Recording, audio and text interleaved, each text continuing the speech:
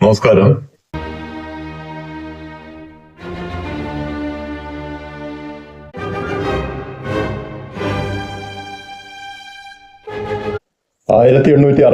July 7 ഓസ്ട്രേലിയയുടെ തീരത്ത് നിന്ന് 8 കിലോമീറ്റർ അകലെ യാത്ര ചെയ്തിരുന്ന ഗവർണർ ഹിഗിൻസൺ എന്ന യാത്രാ കപ്പലിന്റെ ക്യാപ്റ്റൻ ബെക്കർ അവരുടെ ചാർട്ടിലില്ലാത്ത ഒരു മണൽത്തിട്ട കടലിൽ കാണുന്നു.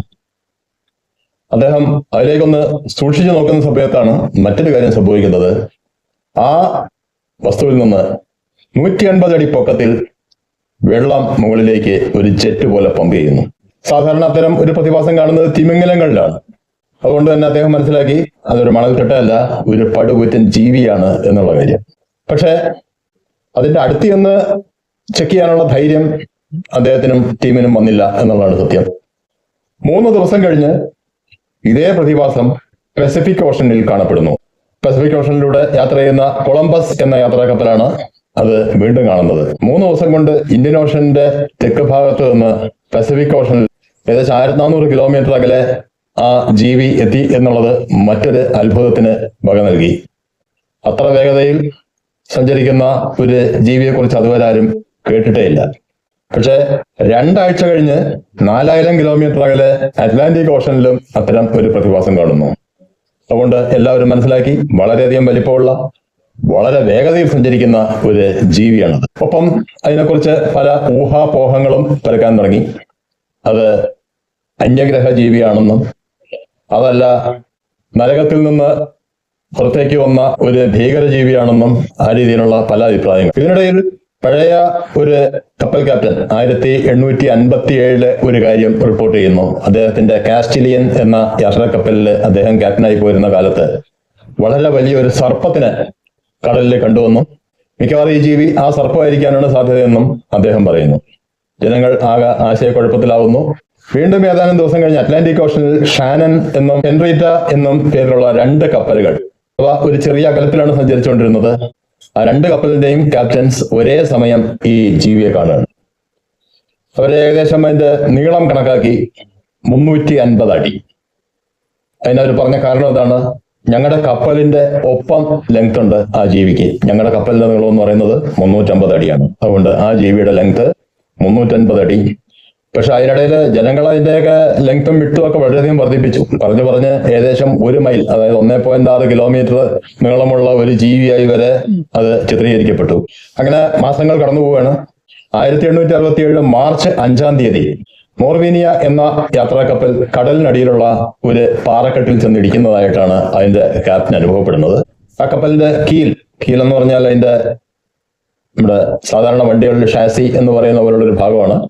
ആ കീലിന് ഡാമേജ് ആയിരിക്കുന്നതായിട്ട് പിന്നീട് അടുത്ത പോർട്ടിൽ ഡ്രൈ ഡോക്കിൽ കയറ്റിയപ്പോൾ, അതായത് റിപ്പയറിങ്ങിന് കയറ്റിയപ്പോൾ കണ്ടുപിടിച്ചു. 1867 തന്നെ ഏപ്രിൽ 13 സ്കോട്ടിയ എന്ന ഒരു യാത്രാ കപ്പൽ മറ്റൊരു അപകടത്തിൽപ്പെടുന്നു. ഇത്തരം ഒരു അജ്ഞാത വസ്തുവുമായി അത് കൂട്ടിയിടിക്കുന്നു.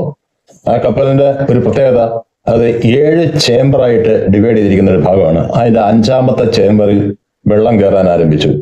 അതിന്റെ അടിവശത്ത് വലിയൊരു ഹോള് ഫോം ചെയ്തിരിക്കുന്നതായി അതിന്റെ ക്യാപ്റ്റനും ടീമും കണ്ടുപിടിച്ചു. പക്ഷെ അതിന്റെ ഉയർന്ന സുരക്ഷാ മാനദണ്ഡം കൊണ്ട് മാത്രം അത് രക്ഷപ്പെട്ടു. അവർ 5ാമത്തെ ചേംബർ അടച്ചു. ആ ചേംബറിൽ വെള്ളം നിറഞ്ഞെങ്കിലും അത് ബാക്കിയുള്ള ഭാഗത്തേക്ക് വ്യാപിച്ചില്ല. വിചാരിച്ചതിൽ നിന്നും 3 ദിവസം വൈകി അത് പോർട്ടിലെത്തി. ഈ ഒരു സാഹചര്യത്തിൽ പല ഗവൺമെന്റുകളും ഈ ഒരു ജീവിയെ കണ്ടെത്തുന്നതിനുള്ള പല അന്വേഷണങ്ങളും നടത്തിക്കൊണ്ടിരിക്കുകയാണ്.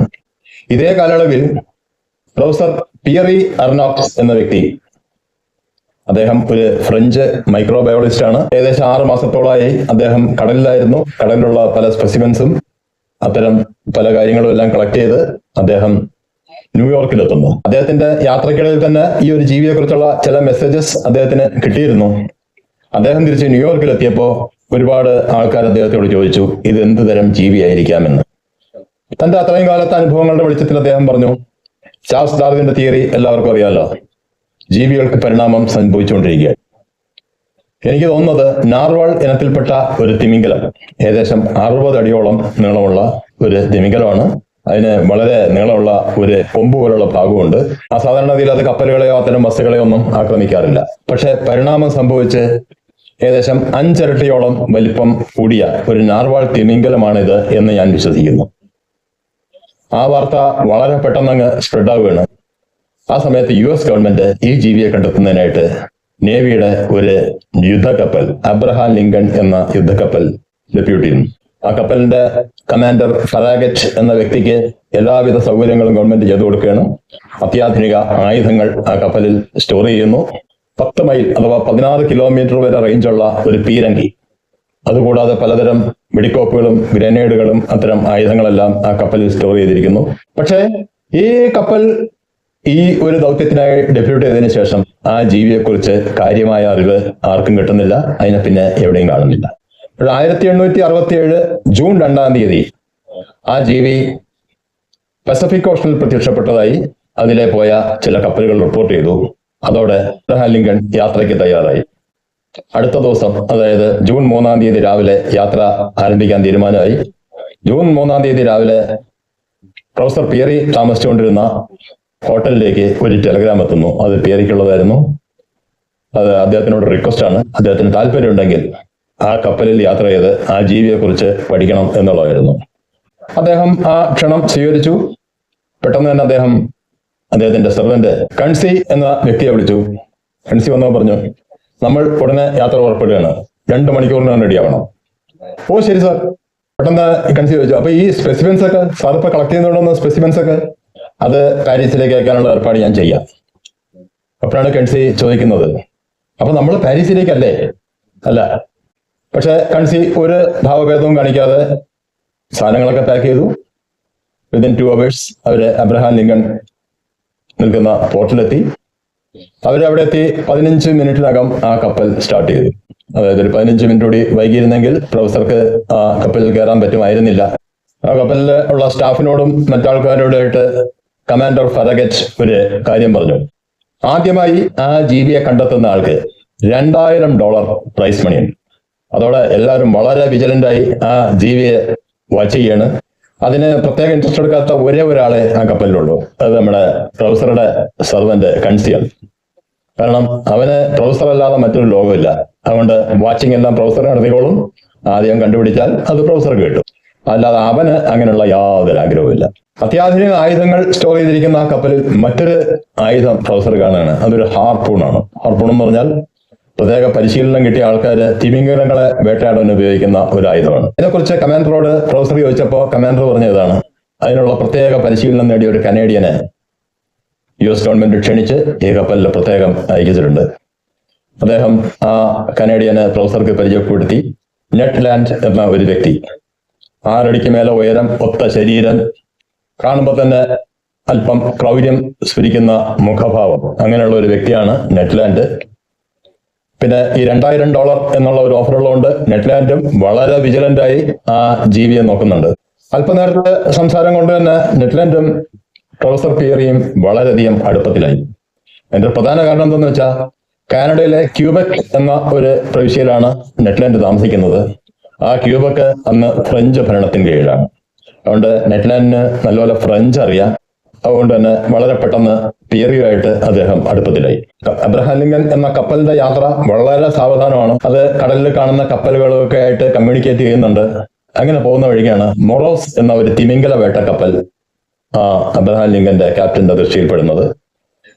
അബ്രഹാം ലിങ്കൻ മൊറോസിനോട് എടുത്തു. ആ കപ്പലിന്റെ യാത്രാ ഉദ്ദേശം പറഞ്ഞു.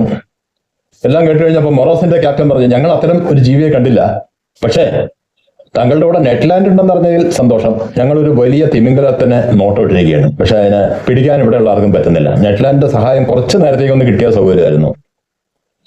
ക്യാപ്റ്റൻ അനുവദിച്ചു. കാരണം എല്ലാവർക്കും ആഗ്രഹമുണ്ട് നെറ്റ്ലാൻഡ് എങ്ങനെയാണ് ഈ തിമിംഗലങ്ങളെ പിടിക്കുന്നത് എന്നാലും നേരിട്ട് കണ്ടിട്ടില്ല. അതുകൊണ്ട് എല്ലാവർക്കും അതിനോടൊരു താല്പര്യമുണ്ട്.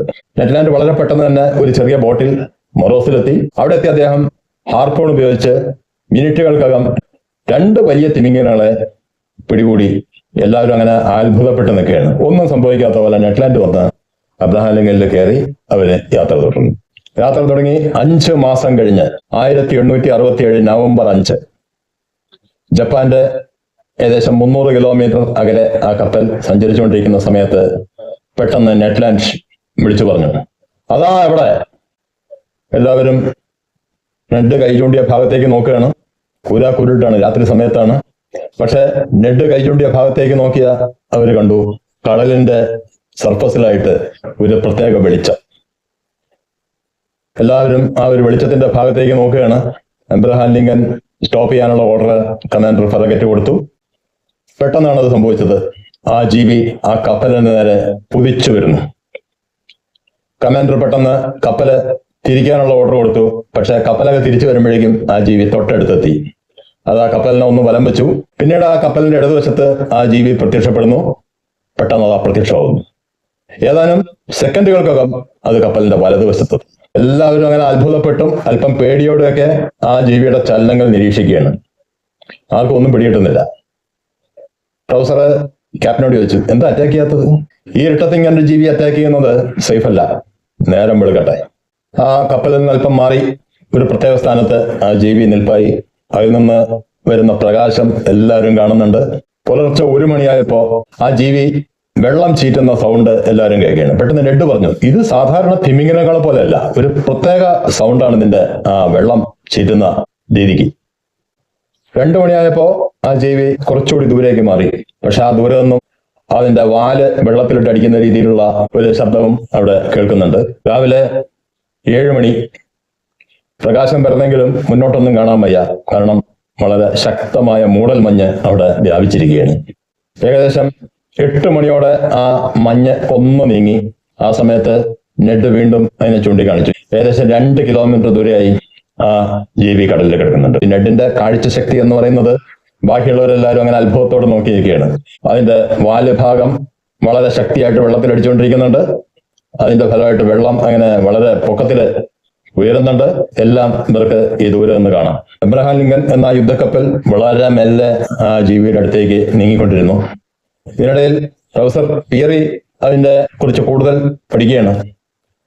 അദ്ദേഹത്തിന് മനസ്സിലായി, ഈ ഇത്രയും കാലം ആൾക്കാർ പറഞ്ഞ രീതിയിലല്ല, അത്രയും വലിയ ഒരു ജീവി അല്ല ഇത്. പക്ഷെ അന്നേ വരെ കണ്ടിട്ടുള്ള ജീവികളെക്കാൾ വലുത് തന്നെയാണ്. ഏകദേശം 250 അടി നീളമുള്ള 30 അടിയോളം വീതിയുള്ള ഒരു ജീവി. അദ്ദേഹവും അങ്ങനെ വളരെ അത്ഭുതത്തോടെ ആ ജീവിയെ നോക്കി കപ്പലിന്റെ ഡെക്കിൽ നിൽക്കുകയാണ്. വാസ്തവം പറഞ്ഞാൽ എല്ലാവരും കപ്പലിന്റെ ഡെക്കിലാണ്. ഒരാൾ പോലും അവരുടെ ക്യാബിനിൽ ഇരിക്കുന്നില്ല. എല്ലാവരും അത്രയും ആകാംക്ഷയും അത്ഭുതത്തോടെയും നിൽക്കുകയാണ്. വീണ്ടും അവർ കണ്ടു ആ ജീവി ജെറ്റ് പോലെ വെള്ളം മുകളിലേക്ക് ചീറ്റുന്നു. അത് ഏകദേശം 150 അടിയോളം ഉയരെത്തി ആണ് താഴെ വീഴുന്നത്. അത്രയും ശക്തമായിട്ടാണ് ആ വെള്ളം ചീറ്റുന്നത്. അവരുടെ കപ്പൽ ഏകദേശം 500 മീറ്റർ അടുത്തെത്താറായപ്പോ ആ ജീവി നീങ്ങാൻ തുടങ്ങി. കപ്പൽ എങ്ങനെയൊക്കെ ശ്രമിച്ചിട്ടും അതിന്റെ ഒപ്പം എത്താൻ പറ്റുന്നില്ല. എപ്പോഴും ഒരു കോൺസ്റ്റന്റ് ഡിസ്റ്റൻസ് അത് കീപ്പ് ചെയ്യുന്നുണ്ട്. കപ്പൽ അതിന്റെ മാക്സിമം സ്പീഡ് 19 നോട്ടിക്കൽ മൈൽ സ്പീഡിൽ യാത്ര ചെയ്തുകൊണ്ടിരിക്കുകയാണ്. പക്ഷെ എങ്ങനെയൊക്കെ പോയിട്ടും അതിന്റെ തൊട്ടടുത്തെത്താൻ മാത്രം കഴിയുന്നില്ല. അവസാനം അതിനെ വെടിവെച്ച് വീഴ്ത്താൻ തീരുമാനിച്ചു. കമാൻഡർ പറഞ്ഞു, അതിന്റെ ദേഹത്ത് കൊള്ളുന്ന ഓരോ ബുള്ളറ്റിനും $5 വെച്ച് തരുന്നതായിരിക്കും. അതോടെ വെടിവെക്കുന്ന ആ സ്റ്റാഫിന്റെയൊക്കെ ഉത്സാഹം കൂടി. ആദ്യത്തെ വെടി പക്ഷെ അതിന്റെ ദേഹത്ത് എത്തിയില്ല. അത് കുറച്ച് ഇപ്പുറത്തായിട്ടാണ് വീണത്. രണ്ടാമത്തെ ബുള്ളറ്റ് അതിന്റെ ദേഹത്ത് തട്ടുന്നത് എല്ലാവരും വ്യക്തമായി കണ്ടു. പക്ഷെ എല്ലാവരും അത്ഭുതപ്പെടുത്തിക്കൊണ്ട് ആ ബുള്ളറ്റ് ആ ദേഹത്ത് തട്ടി തെറിച്ചു പോകുന്നതാണ് അവർ കാണുന്നത്. അതിന്റെ ശരീരത്തിൽ ഒരു പോറൽ പോലും ഏൽപ്പിക്കാൻ ആ ബുള്ളറ്റിന് കഴിഞ്ഞില്ല. എന്ത് ചെയ്യണമെന്നറിയാതെ ക്യാപ്റ്റൻ ഫറഗറ്റും മറ്റാൾക്കാരും എല്ലാവരും അങ്ങനെ നിൽക്കുകയാണ്. അപ്പൊ നെഡ് പറഞ്ഞു, ഹാർപ്പൂൺ എറിഞ്ഞ് മാത്രമേ ഇതിനെ പിടിക്കാൻ പറ്റുള്ളൂ. പക്ഷെ അതിന് കുറച്ചുകൂടിയൊക്കെ അടുത്തോട്ടെത്തണം. ഇതിങ്ങനെ ഓടിക്കൊണ്ടിരുന്നാൽ എനിക്കൊന്നും ചെയ്യാൻ പറ്റില്ല. അവസാനം നെഡ് ഒരു തീരുമാനം എടുത്തു. കഴിയുന്നത്ര ആ ജീവിയുടെ അടുത്തോട്ട് കപ്പലടിപ്പിക്കുക. രാത്രി 11 മണിയാണ് സമയം. അപ്പോഴും ആ ജീവി അവർക്ക് വ്യക്തമായിട്ട് കാണാം. കാരണം അതിന്റെ ശരീരത്തിൽ നിന്ന് ആ ലൈറ്റ് അപ്പോഴും എമിറ്റ് ചെയ്തുകൊണ്ടിരിക്കുന്നുണ്ട്. നെഡ് പറഞ്ഞു, ഞാന് കപ്പലിന്റെ ബോസ്പ്രിറ്റിലേക്ക് നീങ്ങാം. ബോസ്പ്രിറ്റ് എന്ന് പറഞ്ഞാൽ കപ്പലിന്റെ ഫ്രണ്ടിലോട്ട് നീണ്ട് ഒരു ഭാഗമുണ്ട്. അവിടെ വന്നുകൊണ്ട് ഞാൻ എന്നെ ഹാർപ്പൂൺ ചെയ്യാം, മാക്സിമം അടുത്തേക്ക് അടുപ്പിക്കുക. പറഞ്ഞ രീതിയിൽ കപ്പല് മാക്സിമം അടുത്തെത്തി. എല്ലാവരെയും അത്ഭുതപ്പെടുത്തിക്കൊണ്ട് അതുവരെ കപ്പൽ ചെല്ലുമ്പോൾ നീങ്ങിക്കൊണ്ടിരുന്ന ആ ജീവി അനങ്ങുന്നില്ല. നെഡ് ഹോസ്പിറ്റലിൽ വന്നുകൊണ്ട് ഹാർപ്പൂൺ അപ്ലൈ ചെയ്തു. ഒരു മെറ്റാലിക് ക്ലിങ് സൗണ്ടാണ് അവർ കേട്ടത്. മെറ്റലും കൂട്ടിയിടിക്കുന്ന പോലൊരു സൗണ്ട്. അത്രയും ശക്തമാണ് ആ ജീവിയുടെ ബോഡി എന്ന് പറയുന്നത്. പക്ഷെ അതേസമയം മറ്റൊരു കാര്യം സംഭവിച്ചു. ആ ജീവി വീണ്ടും വെള്ളം ചീറ്റാൻ തുടങ്ങി. ശക്തമായ ജലപ്രവാഹത്തിൽ പ്രൊഫസർ അദ്ദേഹം നെഡിനോട് ഏറ്റവും അടുത്ത് നിൽക്കുകയായിരുന്നു. കാരണം ആ ജീവിയെ കുറിച്ച് കൂടുതൽ മനസ്സിലാക്കുന്നതിനായിട്ട്. പ്രൊഫസർ ആ ശക്തമായ വെള്ളപ്രവാഹത്തിൽ കടലിലേക്ക് വീണു. പ്രൊഫസർ നല്ലൊരു നീന്തൽക്കാരനും കൂടിയാണ്. അദ്ദേഹം നീന്താൻ തുടങ്ങി. പക്ഷെ ഒറ്റ കുഴപ്പം, അദ്ദേഹത്തിന്റെ ആ കോട്ടും സ്യൂട്ടും ഒക്കെ ആണല്ലോ വേഷം. ആ വേഷം ധരിച്ചുകൊണ്ട് നീന്താൻ അദ്ദേഹത്തിന് തീരെ പറ്റാത്തൊരവസ്ഥയിലാണ്. അദ്ദേഹത്തിന് ശക്തമായ 2 കൈകൾ സപ്പോർട്ട് ചെയ്യുന്നു. അദ്ദേഹത്തിന് ഇരുട്ടാണൊന്നും കാണാൻ വയ്യ. അദ്ദേഹം ചോദിച്ചു, ആരാത്? ഞാനാണ് സാർ. അദ്ദേഹത്തിന്റെ സെർവന്റ് കൺസിയുടെ മറുപടിയാണ് കേട്ടത്. പ്രൊഫസർ ചോദിച്ചു, അപ്പൊ നീയും വെള്ളത്തിൽ വീണോ? ഞാൻ വീണതല്ല സാർ. സാറ് വീഴുമ്പോ പിന്നെ ഞാൻ അവിടെ വന്നൊരു കാര്യമില്ല, ഞാൻ എടുത്ത് ചാടി. പ്രൊഫസർ അങ്ങനെ അത്ഭുതപ്പെട്ട് ചിന്തിക്കുകയാണ് ആ സെർവന്റിന്റെ ഒരു ഡെഡിക്കേഷനെ കുറിച്ച്. അവൻ പെട്ടെന്ന് പോക്കറ്റിൽ നിന്ന് ഒരു ചെറിയ നൈഫ് എടുത്ത് പ്രൊഫസറുടെ ഡ്രസ്സ് മുഴുവൻ കീറി കളഞ്ഞു. അതോടെ അവർക്ക് ഒന്ന് ഫ്രീ ആയിട്ട് നീന്താന്നായി. ഏകദേശം 2 മണിക്കൂറോളം അവര് ആ ഇരുട്ടത്ത് കടലിൽ നീന്തിക്കൊണ്ടിരുന്നു. 2 മണിക്കൂർ കഴിഞ്ഞ് അവർ ഏകദേശം തളരാൻ തുടങ്ങി. അതിനിടയിൽ പ്രൊഫസർ ചോദിച്ചിരുന്നു, നമ്മുടെ അബ്രഹാം ലിങ്കൺ കപ്പൽ എന്താ അകന്നു പോയത്? അത് അദ്ദേഹം ആദ്യം വീണപ്പോഴേ ശ്രദ്ധിച്ചിരുന്നു. കപ്പൽ അദ്ദേഹത്തെ രക്ഷിക്കാൻ ശ്രമിക്കാതെ അകന്നു പോകുന്നു. കൺസി പറഞ്ഞു, അത് അകന്നു പോവുകയല്ല, അതിന് ഒരു കൺട്രോളും ഇല്ലാതെ പോവുകയാണ്. കൺട്രോൾ ഇല്ലാതെ പോകുന്നോ? എന്താ? അതിന്റെ റഡറും പ്രൊപ്പലറും ആ ജീവി തകർത്തു. സ്റ്റിയർ ചെയ്യാൻ പറ്റുന്നില്ല, ഓടിക്കാൻ പറ്റുന്നില്ല. കടലിന്റെ ഓളങ്ങൾക്കനുസരിച്ച് നീങ്ങിക്കൊണ്ടിരിക്കുന്നു, അത്രേ ഉള്ളൂ. അവര് തളർന്നു തുടങ്ങിയ ആ സമയത്ത് അവരുടെ പെട്ടെന്ന് ഒരു ശബ്ദം കേട്ടു, ഇങ്ങോട്ട് വാ. ആരാണെന്ന് മനസ്സിലായില്ലെങ്കിലും ആ ശബ്ദം കേട്ട ഭാഗത്തേക്ക് അവർ നീങ്ങി. അവിടെ എത്തുമ്പോൾ അവർ കാണുന്നത് ആ ഇരുട്ടില് അരണ്ട ഒരു വെളിച്ചം മാത്രമുണ്ട്. ആ വെളിച്ചത്തിൽ കാണുന്നത് ആ ജീവി അനക്കമില്ലാതെ കടലിന്റെ സർഫസിലുണ്ട്. അതിന്റെ മുകളിൽ കയറി നിൽക്കുകയാണ് നമ്മുടെ നെഡ് അവരെ കൈപിടിച്ച് മുകളിലേക്ക് കയറ്റി. നെഡ് പറഞ്ഞു, വെറുതെ അല്ല എന്റെ ഹാർപൂൺ ലക്ഷ്യം തെറ്റിയത്. എന്റെ ജീവിതത്തിൽ ആദ്യമായിട്ട് എന്റെ ഹാർപൂൺ ലക്ഷ്യം തെറ്റിയത് എന്താണെന്നറിയോ? ഇത് ജീവിയല്ല, ഇത് ഇരുമ്പ് കൊണ്ടുണ്ടാക്കിയ ഒരു സാധനമാണ്. നെഡ് കൈകൊണ്ട് അതിന്റെ സർഫസിൽ തട്ടി. മെറ്റലിൽ തട്ടുന്ന പോലുള്ള ഒരു സൗണ്ട് എല്ലാവരും മനസ്സിലാക്കി. അതോടെ പ്രൊഫസർ പിയറി പറഞ്ഞു, അങ്ങനെയാണെങ്കിൽ ഇതൊരു സബ്മറൈൻ ആവാനാണ് സാധ്യത. കാരണം ഇതിന് കടലിന്റെ അടിയിൽ കൂടെ പോകാൻ പറ്റുന്നുണ്ട്, ആവശ്യമുള്ള ഹൈറ്റിലേക്ക് പൊങ്ങാൻ പറ്റുന്നുണ്ട്. ഇതൊരു സ്പെഷ്യലി ഡിസൈൻഡ് സബ്മറൈൻ ആണ്. അങ്ങനെ അവരവിടെ ഇരുന്നു. നേരം വെളുത്തു വരുന്ന സമയത്ത് പെട്ടെന്ന് ആ സബ്മറൈൻ കടലിലേക്ക് താഴാൻ തുടങ്ങി. അങ്ങനെ അത് കടലിലേക്ക് താഴ്ന്ന അവരുടെ ജീവാപകടത്തിലാണ്. അവർ വീണ്ടും വെള്ളത്തിൽപ്പെടും. നെഡ് പെട്ടെന്ന് അതിന്റെ ബോഡിയിൽ ശക്തമായി ചവിട്ടി. ഇപ്പം വിളിച്ചു പോകുന്നുണ്ട്, ഇതിന്റെ മുകളിൽ ആളുണ്ടെന്ന്. അതൊന്നും അകത്തുള്ളവർക്ക് മനസ്സിലായില്ലെങ്കിലും ആ ബോഡിയിലുള്ള വൈബ്രേഷൻസ് അകത്തുള്ളവർക്ക് ഫീൽ ചെയ്തു. പെട്ടെന്ന് അതിന്റെ സൈഡില് ഒരു പാളി മാറി, ഒരു ഡോറ് പോലെ അവിടെ തുറന്നു. അതിൽ നിന്ന് 8 മുഖംമൂടി ധരിച്ച മനുഷ്യരാണ് മുകളിലേക്ക് പെട്ടെന്ന് കയറിയത്. അവർ ഈ 3 പേരെ ഒന്ന് നോക്കി. ആ 3 പേരെയും ആ സബ്മറൈൻ്റെ അകത്തേക്ക് വലിച്ചുകൊണ്ടുപോയി. അധികം വേഗം തന്നെ ആ സബ്മറൈൻ നീങ്ങുന്നത് അവർക്ക് മനസ്സിലാവുന്നുണ്ട്. പ്രൊഫസർ പിയറി അവരുടെ അതുവരെ നടന്ന കാര്യങ്ങൾ മുഴുവൻ ചുരുക്കി ഫ്രഞ്ച് ഭാഷയിൽ എക്സ്പ്ലെയിൻ ചെയ്തു. ആ 8 പേരും അതങ്ങനെ കേട്ട് അന്തം വിട്ട് നിൽക്കുകയാണ്. അവർക്കൊന്നും മനസ്സിലായില്ല എന്ന് പ്രൊഫസർക്ക് മനസ്സിലായി. വീണ്ടും അദ്ദേഹം അതേ കാര്യങ്ങൾ ഇംഗ്ലീഷിലും അത് കഴിഞ്ഞ് ജർമ്മനിലും അത് കഴിഞ്ഞ് ലാറ്റിനിലും ആവർത്തിച്ചു. ഈ 4 ഭാഷകൾ പ്രൊഫസർക്ക് നല്ലപോലെ അറിയാം. ഏതായാലും ഈ 4 ഭാഷകൾ കേട്ടിട്ടും ആ കൂടി നിൽക്കുന്നവർക്ക് ആർക്കും യാതൊരു ഭാവവ്യത്യാസമില്ല. അവർ പെട്ടെന്ന് ആ നിൽക്കുന്ന ഭാഗത്ത് നിന്ന് പുറത്തിറങ്ങി ഒരു ഡോർ അടച്ചു. അപ്പോഴാണ് പ്രൊഫസർക്കും ടീമിന് മനസ്സിലായത് അവര് ഒരു ചേംബറിന്റെ അകത്താണ്. അത് ക്ലോസ് ചെയ്തിരിക്കുന്നു. അവരിപ്പോൾ അവിടെ പ്രിസണേഴ്സിനെ പോലെ നിൽക്കുകയാണ്. കൂരിട്ട് ഒന്നും കാണാനില്ല. അവരങ്ങനെ തപ്പിത്തടഞ്ഞൊക്കെ നോക്കുമ്പോൾ അവരുടെ ആ സ്പർശനത്തില് അവർക്ക് മനസ്സിലായത് അവിടെ ഒരു ടേബിളും 5 ചെയറും ഉണ്ട്. തൽക്കാലം അവരൊക്കെ ഓരോ ചെയറിലിരുന്നു. ആ സമയത്ത് പെട്ടെന്ന് അവിടെ ലൈറ്റ് തെളിഞ്ഞു. അല്പം കഴിഞ്ഞപ്പോ ആ ഡോർ തുറന്നു. ഒരു സ്റ്റിവാർഡിന്റെ വേഷം ധരിച്ച മനുഷ്യനെ അതിൻ്റെ അകത്തേക്ക് വന്ന് കയറി കുറച്ച് ഭക്ഷണമൊക്കെ ആ മേശപ്പുറത്ത് വെച്ച് ഒന്നും പറയാതെ അയാളിറങ്ങിപ്പോയി. എല്ലാവരും മേശപ്പുറത്തിരിക്കുന്ന ഭക്ഷണമൊക്കെ കണ്ടു. അവരതെടുത്ത് കഴിച്ചു. പിന്നീട് തളർച്ചയിൽ എല്ലാവരും ഉറങ്ങിപ്പോയി. കാരണം രാത്രി മുഴുവൻ കടലിലായിരുന്നു, ആരും ഉറങ്ങിയിട്ടില്ല. പിന്നീട് ഉണർന്നപ്പോ വീണ്ടും ആ ഇരുട്ട്. പെട്ടെന്ന് അതിന്റെ ഡോർ തുറന്നു. ആ സ്റ്റിവാർഡ് അടുത്തേക്ക് വന്നു. നെഡ് പെട്ടെന്ന് അയാളെ അറ്റാക്ക് ചെയ്യാനായിട്ട് അയാളുടെ ദേഹത്തേക്ക് ചാടി വീണു.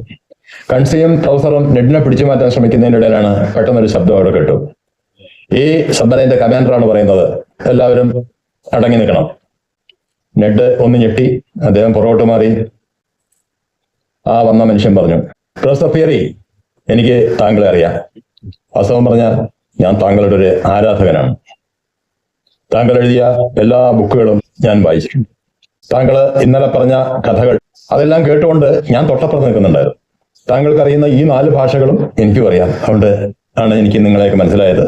താങ്കൾ പ്രൊഫസർ പിയറി, ഇത് നെറ്റ്ലാൻഡ്, ഇത് താങ്കളുടെ സെർവന്റ് കൺസി, എല്ലാവരും എനിക്ക് മനസ്സിലായി. എന്നെ നിങ്ങൾക്ക് ക്യാപ്റ്റൻ നെമോ എന്ന് വിളിക്കാം. നിങ്ങൾക്കുള്ള ഭക്ഷണം ഡൈനിങ് ഹാളിൽ റെഡിയാണ്. നെഡും കൺസിയും ഇവരുടെ കൂടെ അങ്ങോട്ട് പോയിക്കോളൂ. പ്രൊഫസർ താങ്കൾ എൻ്റെ കൂടെ വരൂ. അവരൊന്നിച്ച് മറ്റൊരു ഭാഗത്തേക്കാണ് നടന്നത്. അത് വാസ്തവത്തിൽ ഒരു അത്യാവശ്യം ലക്ഷറിയസ് ആയിട്ടുള്ള ഒരു റൂമിൻ്റെ അകത്തായിരുന്നു. ക്യാപ്റ്റൻ നമ്മ പറഞ്ഞു, ഇത് താങ്കൾക്ക് വേണ്ടി ഞാൻ ഒരുക്കിയ റൂമാണ്, താങ്കൾക്ക് ഇവിടെ താമസിക്കാം, താങ്കൾക്ക് ഇതിൻ്റെ അകത്ത് യാതൊരു റെസ്ട്രിക്ഷനും ഇല്ല, യു ആർ ഫ്രീ. പ്രൊഫസർ പറഞ്ഞു, എന്ത് ഫ്രീ? എനിക്ക് എൻ്റെ ഫ്രണ്ട്സിനെയോ റിലേറ്റീവ്സിനെയോ എൻ്റെ നാടിനെയോ കാണാൻ പറ്റാത്ത ഇതിൻ്റെ അകത്ത് ഞാൻ താമസിക്കുന്നതിൽ എന്താ അർത്ഥം? അങ്ങനെയാണെങ്കിൽ ഞാനൊരു കാര്യം ചോദിക്കട്ടെ, നിങ്ങൾ ഇതിൻ്റെ മുകളിലുണ്ടെന്ന് അറിയാതെ ഞാൻ ഈ സബ്മറൈൻ താഴ്ത്തിയിരുന്നെങ്കിൽ നിങ്ങൾ നാടും ഫ്രണ്ട്സിനെയൊക്കെ കാണുമായിരുന്നോ? മിക്കവാറും ഇപ്പോൾ വല്ല സ്രാവിൻ്റെയും വയറ്റി കിടന്നേനെ. പ്രൊഫസർ ഇതിനൊന്നും വേണ്ടിയില്ല. അവര് തൊട്ടടുത്ത റൂമിലേക്ക് നടന്നു. അവിടെ വിഭവസമൃദ്ധമായ ഭക്ഷണമൊക്കെ ഒരുക്കി വെച്ചിട്ടുണ്ട്. രണ്ടാളും ആ ഭക്ഷണം കഴിച്ചു. ഭക്ഷണം കഴിച്ചു കഴിഞ്ഞപ്പോൾ ക്യാപ്റ്റൻ ചോദിച്ചു, താങ്കൾ സ്മോക്ക് ചെയ്യൂ? പ്രൊഫസർ അത്ഭുതത്തോടെ പറഞ്ഞു, ചെയ്യും, പക്ഷെ ഇതിൻ്റെ അകത്ത് അത്തരം സംവിധാനങ്ങളുണ്ടോ? പെട്ടെന്ന് ക്യാപ്റ്റൻ അവിടുന്ന് 2 സിഗാർ എടുത്തു. ഒരെണ്ണം പ്രൊഫസർക്ക് കൊടുത്തു. അത് കത്തിച്ചു. പ്രൊഫസർ അത് വലിച്ചു. അതൊരു സാധാരണ പുകയില കൊണ്ടുള്ള സിഗാർ അല്ല എന്ന് മനസ്സിലായി. പക്ഷെ നിക്കോട്ടിന്റെ അംശം ധാരാളമുള്ള പുകയിലാണ് ഇന്ന് വരുന്നത്. പ്രൊഫസർ ചോദിച്ചു, ഇതെന്താ സാധനം? ഇത് പുകയിലല്ലല്ലോ. ക്യാപ്റ്റൻ അമ്മ പറഞ്ഞു, ഇതൊരു കടൽപ്പായലാണ്, പുകയിലേക്കാൾ കൂടുതൽ നിക്കോട്ടിനുള്ള ഒരു കടൽപ്പായൽ. ഞാൻ ഇത്രയും കാലത്തെ എൻ്റെ കടൽ ജീവിതത്തിനിടയിൽ കണ്ടുപിടിച്ചാണ്. അതിവിടെ ഇഷ്ടം പോലെയുണ്ട്. പ്രൊഫസർ വീണ്ടും ചോദിച്ചു, കടലിന്റെ അടിയിലായതുകൊണ്ട് മത്സ്യവിഭവങ്ങൾ ധാരാളമുണ്ട്, കൂട്ടത്തിൽ കുറച്ച് മാംസം കണ്ടല്ലോ, അതെന്താണ്? കടലാമ, ഡോൾഫിൻ, അത്തരം ജീവികളൊക്കെ കടലിലുണ്ടല്ലോ. അതിനെ പലതിനെ നമ്മൾ വേട്ടയാടും, ഭക്ഷണമാക്കും.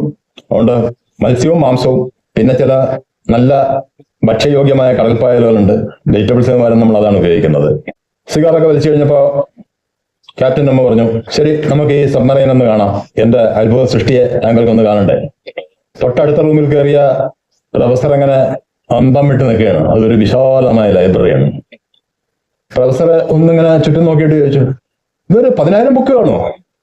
കൃത്യമായി പറഞ്ഞാൽ 12,000-ൽ കൂടുതലുണ്ട്. ഇത് താങ്കളുടെ ആവശ്യങ്ങൾക്ക് ഉപയോഗിക്കാം, എനിക്ക് യാതൊരു വിഷമവുമില്ല. അടുത്ത റൂമിൽ മറ്റൊരു അത്ഭുതമായിരുന്നു. വളരെയധികം വില കൂടിയ ധാരാളം പെയിന്റിങ്സ്. ഡാവിഞ്ചി പോലുള്ള വലിയ കലാകാരന്മാരുടെ പെയിന്റിങ്സ് അവിടെ ഒരുപാട് എണ്ണം എക്സിബിറ്റ് ചെയ്തിട്ടുണ്ട്. തൊട്ടടുത്ത റൂമിൽ മറ്റൊരു അത്ഭുതം, വളരെയധികം വില കൂടിയ രത്നങ്ങൾ, മുത്തുകൾ, അങ്ങനെ പല സാധനങ്ങൾ അവിടെ ഷോക്കേസിലായിട്ട് പ്രദർശിപ്പിച്ചിട്ടുണ്ട്. കോടിക്കണക്കിന് ഡോളറിന്റെ അമൂല്യ സമ്പത്ത്. ഓരോ റൂമിലെത്തും തോറും പ്രൊഫസറുടെ അത്ഭുതം അങ്ങനെ കൂടിക്കൂടി വരികയാണ്. തൊട്ടടുത്ത റൂം പിന്നെ അത്ഭുതപ്പെടാനൊന്നും ഉണ്ടായിരുന്നില്ല. അത് കപ്പലിന്റെ എഞ്ചിൻ റൂമായിരുന്നു. പക്ഷെ ഒരു സാധാരണ എഞ്ചിനിൽ നിന്ന് കേൾക്കുന്ന സൗണ്ടൊന്നും അവിടുന്ന് പ്രൊഫസർക്ക് കേട്ടില്ല. പ്രൊഫസർ ചോദിച്ചു, ഇത്ര സൈലന്റ് ആയിട്ടുള്ളൊരു എഞ്ചിൻ ഞാൻ ഇതുവരെ കണ്ടിട്ടില്ല. ക്യാപ്റ്റൻ അമ്മ പറഞ്ഞു, ഇത് സാധാരണ എഞ്ചിനല്ല, ഇലക്ട്രിക് എഞ്ചിനാണ്. ഇലക്ട്രിക് എഞ്ചിനോ? എങ്ങനെയാണ് നിങ്ങൾ ഇലക്ട്രിസിറ്റി പ്രൊഡ്യൂസ് ചെയ്യുന്നത്? സിമ്പിൾ, കടൽ വെള്ളത്തിൽ നിന്ന്. അതിപ്പോ ഈ ഇടയ്ക്ക് പത്തനംതിട്ടയിലെ ഒരാൾ ശൂന്യത്തിൽ നിന്ന് ഇലക്ട്രിസിറ്റി ഉണ്ടാക്കുന്ന പറഞ്ഞ പോലെ ആയിപ്പോയി. അത്തരം ഒരു ടെക്നോളജി ഉണ്ടാവണമെങ്കിൽ അതിന് കുറച്ച് എനർജിയൊക്കെ അങ്ങോട്ട് വേണം. ചുമ്മാ ഉണ്ടാക്കാനൊന്നും പറ്റില്ല. ഈ നോവൽ എഴുതപ്പെടുന്ന കാലത്ത് ഇലക്ട്രിസിറ്റി കണ്ടുപിടിച്ചിട്ടേ ഉള്ളൂ. ഇലക്ട്രിസിറ്റിയുടെ ബൾക്ക് പ്രൊഡക്ഷൻ ആരംഭിച്ചിട്ടില്ല. അതൊക്കെ വീണ്ടും വർഷങ്ങൾക്ക് ശേഷം അമേരിക്കയിലെ എഡിസൺ ആണ് അതൊക്കെ ചെയ്യുന്നത്. അപ്പൊ അന്ന് ശരിക്കും ഷൂൾസ് വേണിന്റെ ഒരു ഭാവനയാണ് ഈ ഇലക്ട്രിസിറ്റി കടൽ വെള്ളത്തിൽ നിന്ന് ജനറേറ്റ് ചെയ്യുന്നു എന്നുള്ളത്. പിന്നീട് ക്യാപ്റ്റൻ അമ്മ ഒരു സ്കെച്ച് എടുത്ത് കാണിച്ചു. അത് ശരിക്കും ആ സബ്മറൈൻ്റെ ടോട്ടൽ ഡയഗ്രമാണ്. 232 അടി നീളവും 26 അടി വീതിയുള്ള ഒരു സ്ട്രക്ചർ. ക്യാപ്റ്റൻ അമ്മ എക്സ്പ്ലെയിൻ ചെയ്ത് തുടങ്ങി. ഇതിന് 2 ലെയർ ഹള്ളുണ്ട്. ഹള്ളെന്ന് പറഞ്ഞാൽ അതിന്റെ ബോഡി എല്ലാം വളരെ സ്ട്രോങ് ആയിട്ടുള്ള സ്റ്റീൽ കൊണ്ടാണ് ഉണ്ടാക്കിയിരിക്കുന്നത്. ഔട്ടർ ഹള്ള് 2.5 ഇഞ്ച് തിക്നെസ് ഉള്ള സ്റ്റീലാണ്. അതിന്റെ മാത്രം വെയിറ്റ് 390 ടൺ വരും. ഇന്നർ ഹള്ള് അത്രയ്ക്കില്ല, അത് 62 ടൺ വെയിറ്റ് ഉള്ള ഒരു ഭാഗമാണ്. ഏറ്റവും അടിയിൽ ബെല്ലാസ്റ്റ് ടാങ്ക് ഉണ്ട്. ബെല്ലാസ്റ്റ് ടാങ്ക് എന്ന് പറഞ്ഞാൽ ഈ സബ്മറൈൻ പൊക്കുന്നതിനും താഴ്ത്തുന്നതിനും ഒക്കെ വെള്ളം സ്റ്റോർ ചെയ്യാനും പുറത്തേക്ക് വിടാനുമുള്ള ഒരു ടാങ്ക്. അതിന്റെ കപ്പാസിറ്റി 150 ടൺ സീ വാട്ടർ. അതുകൂടാതെ 2 സപ്ലിമെന്ററി ടാങ്കുകൾ 100 ടൺ വീതം. സപ്ലിമെന്ററി ടാങ്കിലെ വാട്ടർ ആവശ്യത്തിനനുസരിച്ച് പുറത്തേക്ക് പമ്പ് ചെയ്യും. അങ്ങനെയാണ് ഇത് ഫ്ലോട്ട് ചെയ്യുന്നതും മെർജ് ചെയ്യുന്നതും. അപ്പൊ ആ പമ്പ് ചെയ്യുന്നതാണ് തിമിംഗലത്തിൽ വെള്ളം ചീറ്റുന്നത് പോലെ മറ്റുള്ളവർക്ക് അത്രയും ദിവസം അനുഭവപ്പെട്ടത്. ഇനി മറ്റൊരു കാര്യം ഞാൻ പറയാം. സാധാരണ ഒരു സബ്മറൈൻ പോകുന്നതിനേക്കാൾ വളരെയധികം ആഴത്തിൽ ഈ സബ്മറൈന് പോകാൻ കഴിയും. അതായത് കടലിന്റെ അടിയിലോട്ട് 10 കിലോമീറ്റർ വരെ താഴ്ചയിൽ ഇതിന് സഞ്ചരിക്കാൻ കഴിയും. പ്രൊഫസർ അത്ഭുതത്തോടെ നോക്കുകയാണ്. 10 കിലോമീറ്റർ താഴ്ച എന്ന് പറയുമ്പോൾ ഞാൻ മനസ്സിലാക്കിയെടുത്തോളം അവിടെ അത്ര അധികം പ്രഷറായിരിക്കും. അതെ, ആ പ്രഷർ വിസ്റ്റാൻഡ് ചെയ്യാവുന്ന രീതിയിൽ തന്നെയാണ് 1500 ടൺ വെയിറ്റ് ഉള്ള ഈ നോട്ടിലസ് എന്ന സബ്മറൈൻ ഡിസൈൻ ചെയ്തിരിക്കുന്നത്. പ്രൊഫസർ ഒരു അത്ഭുതത്തോടെ വീണ്ടും അദ്ദേഹത്തെ നോക്കി. ആരാണ് ഡിസൈൻ ചെയ്തത്? ഞാൻ തന്നെ. അപ്പൊ താങ്കൾ എഞ്ചിനീയർ ആണോ? അതെ, ഞാൻ എഞ്ചിനീയറിംഗ് സബ്ജക്ട് പല സ്ട്രീമിൽ പഠിച്ചിട്ടുണ്ട്. ലണ്ടനില്, പാരീസില്, ന്യൂയോർക്കില്, ഈ 3 സ്ഥലങ്ങളില് പല കോളേജുകളിലും വിദ്യാഭ്യാസം നേടിയ ഒരാളാണ്. ഇതിന്റെ പല ഭാഗങ്ങൾ ഞാൻ പല രാജ്യങ്ങളിൽ നിന്നായിട്ട് പർച്ചേസ് ചെയ്തതാണ്. France, Britain, America, Germany, Russia, ഇത്തരം പല ഭാഗങ്ങളിൽ നിന്ന് പല സാധനങ്ങൾ, പ്രൊപ്പലർ, എഞ്ചിൻ, അങ്ങനെയുള്ള ഓരോ സാധനങ്ങൾ പർച്ചേസ് ചെയ്ത് പസഫിക് ഓഷനിലുള്ള ഒരു വിജനമായ ഐലൻഡിൽ വെച്ച് ഞാനും എൻ്റെ വിശ്വസ്തരായ കുറച്ച് ആൾക്കാരും കൂടി ഇത് അസംബിൾ ചെയ്തു. അതിനുശേഷം ഞങ്ങൾ എല്ലാവരും കൂടി കടൽ ജീവിതം ആരംഭിച്ചു. പ്രൊഫസർ ചോദിച്ചു, പക്ഷേ താങ്കൾ 2 യാത്രാ കപ്പലുകൾ കേടുവരുത്തി.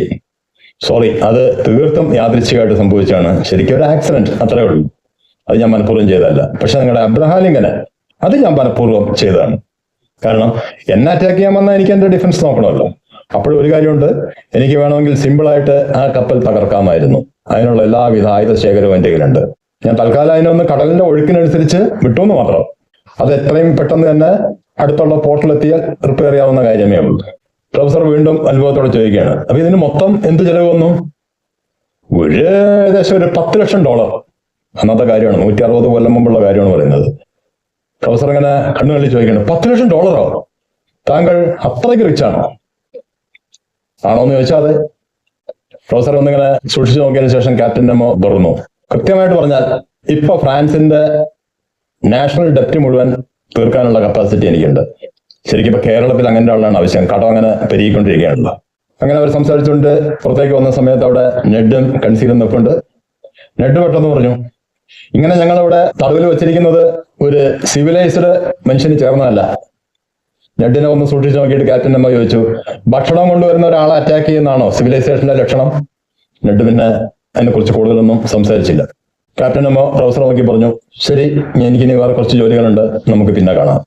താങ്കളുടെ ക്യാബിനിലേക്ക് വെക്കുള്ളൂ, ആവശ്യമുള്ളപ്പോഴൊക്കെ ലൈബ്രറി ഉപയോഗിച്ചോളൂ. ഒരു കാര്യം പറയാൻ പറഞ്ഞു. ക്യാപ്റ്റൻ നെമോ പ്രൊഫസറെ മറ്റൊരു റൂമിലേക്ക് കൊണ്ടുപോയി. വീണ്ടും പ്രൊഫസർ അങ്ങനെ അന്തം വിട്ട് നോക്കുകയാണ്. അദ്ദേഹം പാരീസിലെ നാച്ചുറൽ ഹിസ്റ്ററി മ്യൂസിയത്തിലെ അസിസ്റ്റന്റ് പ്രൊഫസറാണ്. പക്ഷേ വളരെയധികം സ്പെസിമെൻസും കളക്ഷൻസും ആ റൂമിന്റെ അകത്ത് പല തട്ടുകളിലായി ക്യാപ്റ്റൻ നെമോ അറേഞ്ച് ചെയ്തിട്ടുണ്ട്. ക്യാപ്റ്റൻ പറഞ്ഞു, ഇതും താങ്കൾക്ക് പഠന വിഷയമാക്കാവുന്നതാണ്. ഈ കടലിന്റെ പല ഭാഗത്ത് ഇത്രയും വെറൈറ്റി ശരിക്കും പറഞ്ഞാൽ താങ്കളുടെ മ്യൂസിയത്തിൽ കാണില്ല. പ്രൊഫസർ നോക്കുമ്പോൾ ശരിയാണ്, ഓരോന്നും ഓരോ സ്പെസിമെനെ ഉള്ളെങ്കിലും പലതും പ്രൊഫസർ അന്നേ വരെ കണ്ടിട്ടില്ലാത്തതും കേട്ടിട്ടുള്ളതും വായിച്ചിട്ടുള്ളതും മാത്രമായ സ്പെസിമെൻസ് അവിടെ ഉണ്ട്. പ്രൊഫസർ അദ്ദേഹത്തിന്റെ റൂമിലേക്ക് പോയി. പിന്നീട് 5 ദിവസത്തേക്ക് ക്യാപ്റ്റൻ നെമോ അവിടെ പ്രത്യക്ഷപ്പെട്ടില്ല.